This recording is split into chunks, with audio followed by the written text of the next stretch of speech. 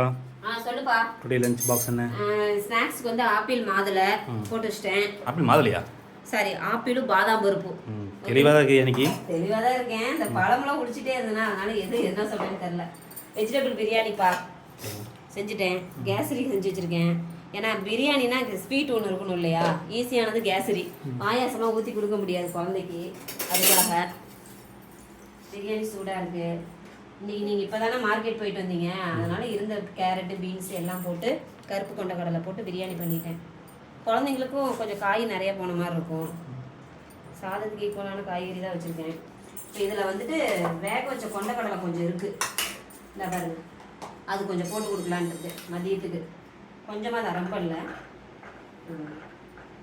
பாப்பாவோட இன்னைக்கு lunch box என்னன்னா வெஜிடபிள் பிரியாணி, கேசரி, கொண்டக்கடலை, வேக வச்ச கொண்டக்கடலை. ஸ்நாக்ஸ் வந்துட்டு ஆப்பிளும் பாதாம் பருப்பும்பா.